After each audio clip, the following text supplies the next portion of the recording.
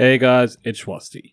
Welcome to the fourth video in a 5-part series, where I will cover the ins and outs of all the classes in BattleBit Remastered. This time we're taking a look at the support class, so let's see what it can do. Today I'll be giving you guys everything you need to know to be as efficient as possible with the support class. I'll also throw in my personal opinions throughout, letting you know what loadouts I like to run with. The support class is aimed towards a defensive playstyle. Maybe it's for this reason that many consider it to be one of the weaker classes available in game.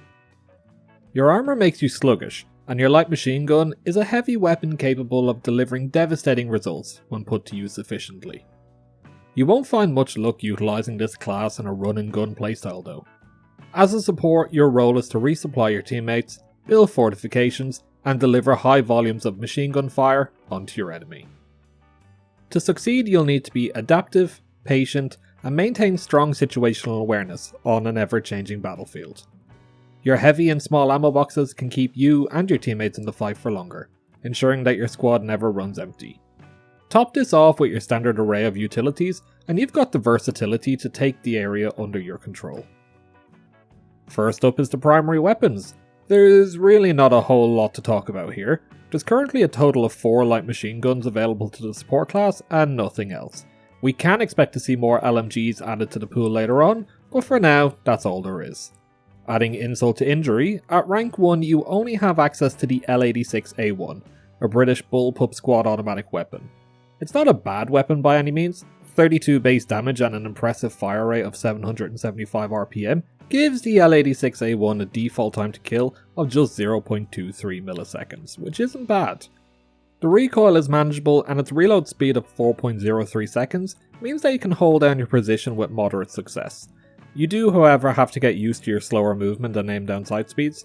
You also only have a standard 30 round magazine, although this can be increased to 55 later down the tech tree with the Drum A magazine. My personal preference though is the Quick A magazine. The real fun comes at rank 20 when you unlock the US M249 light machine gun. 100 round box magazines and deployable bipods make this a terrific weapon for defending a position. It's capable of effectively dispatching enemies even beyond 150 meters.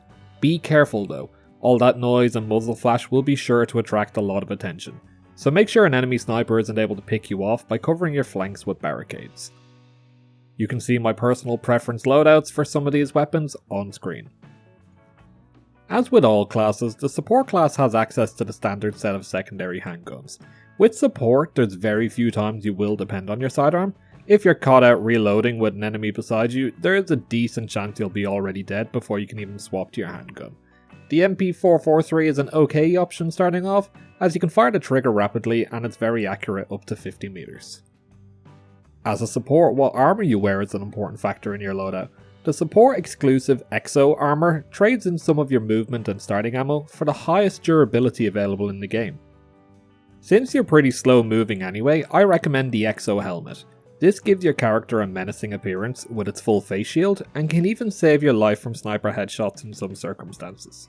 You also have access to the EXO chest armour piece. This sacrifices some of your movement and starting ammo for even more protection.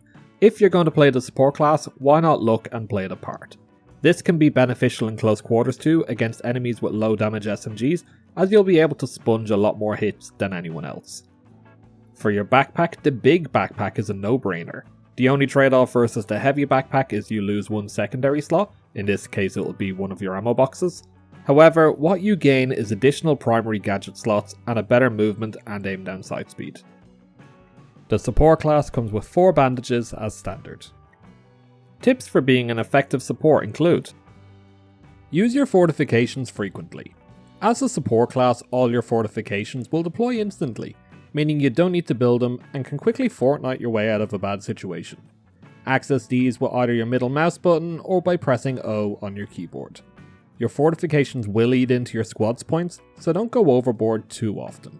You'll also get access to an exclusive double stack HESCO barrier, which can be useful for blocking off corridors or helping you climb to otherwise unreachable positions. Use your grenades. As support, you have access to 4 fragmentation grenades, which is quite generous. The real sweetener though comes with your heavy ammo box, which you can use to resupply your grenades. You can get a max of 5 grenades total from each one, useful for attacking or defending narrow choke points like the bridge on Wakistan. Watch your line of sight. Where possible, try to position yourself in such a way that you can eliminate all long lines of sight. This will be the difference between getting domed by a sniper you never saw, or funneling the enemy into a killing zone and hosing them down with your machine gun. Don't rush. You're slow moving and better suited to either defensive tactics or putting pressure on the enemy on the front lines.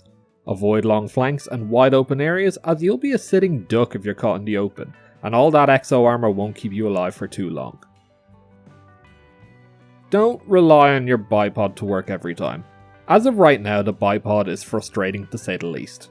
When mounted on cover or windowsills, it can be quite temperamental in when it wants to work properly. You'll know it's active as there will be a white bipod icon on the bottom of your HUD. The bipod is a lot more effective from the prone position than when standing or prone up against an object. Moving on to primary gadgets, I've covered all of these before, so if you don't want to see them again, you can skip to the timestamp on screen. First on the list is the advanced binoculars, not useful for this class at all. The anti-personnel mines are useful booby traps, killing any enemy unfortunate enough to step on one. Very low profile, they can be used as early warning detectors when an enemy is nearby.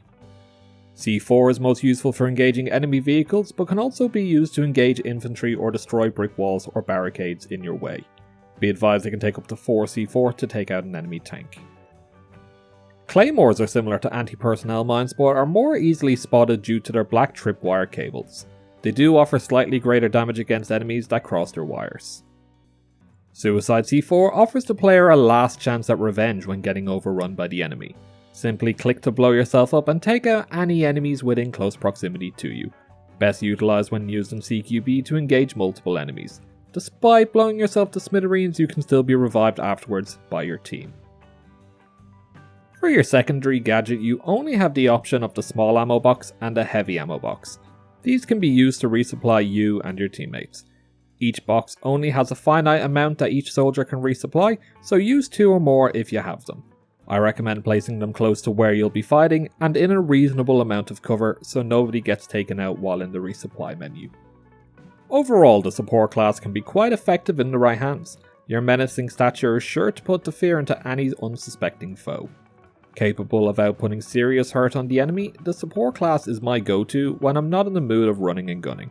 Also, building megaforts with your team is a lot of fun. Anyway guys, I hope you found this video helpful. If you did, I would appreciate if you could rate the video and consider subscribing to the channel so that you can see future videos. If I've missed anything important, please let me know down in the comments below. Remember to watch your house, and I'll see you guys next time. Take care.